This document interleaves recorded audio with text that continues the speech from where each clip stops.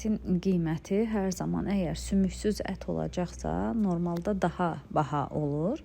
Ancaq hazır farşlar olur ki, hazır farşları alarkən mütləq diqqətli olunacaq məqamlar var. Çünki bir çox marketlərdə aldığı əti orada əgər farş halına çevirəcəksə, bu zaman doğrama lövhələrinin, eləcə də ət çəkən maşının təmiz olmasına, vaxtında təmizlənməsinə diqqət olunmalıdır ki, əgər bu vaxtında təmizlənmirsə, bu zaman ət yuxarı temperaturda və yaxud da uyğun temperaturda olmadıqda mikroorqanizmlərin çoxalması üçün əlverişli şərait yarandığına görə o zaman yeni alınan ətin də xarab olmasına gətirib çıxara bilər. Amma öncədən hazırlanmış farş alınacaqsa, bu əgər ucuz verilirsə, ətin normal qiymətindən, bu zaman onun tərkibində ətin daha çox lazımsız hissələrindən, yağ hissəsindən və yaxud da qığırdaqlardan bir çox hallarda istifadə olunur ki, bunlar da farşın miqdarını artırır. Eləcə də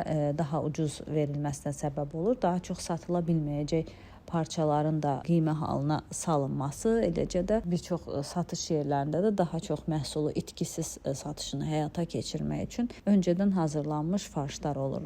Bu şəkildə alınacaqsa, təbii ki, keyfiyyət baxımından aşağı ola bilər və xüsusilə də bu hissədə düzgün həzm olunmayan parçalar var ki, bu da həzm sistemində problem olan insanlarda, eləcə də mədəsində problem olan insanlarda fəsadlar törədə bilər və farşın bəzən xarab olmaması üçün kimyəvi qatqı maddələrindən, bəzən rəngləndirici olaraq, bəzən konservantlar olaraq istifadə olunur ki, bu da bir çox insanlarda allergiyaya səbəb ola bilər. Eyni zamanda da istehlakçı hüquqlarının pozulması ilə də nəticələnə bilər. Digər bir məqam, hazır satılan farşlarda yağ miqdarı daha çox ola bilər ki, bu da xroniki xəstəlikləri olan insanlarda, xüsusilə də hipertoniyadan əziyyət çəkən insanlarda, xolesterin problemi olan insanlarda, qaraciyər piylənməsindən əziyyət çəkənlər üçün fəsadlar törədə bilər ki, bu məqama da diqqət etmək yaxşı olar.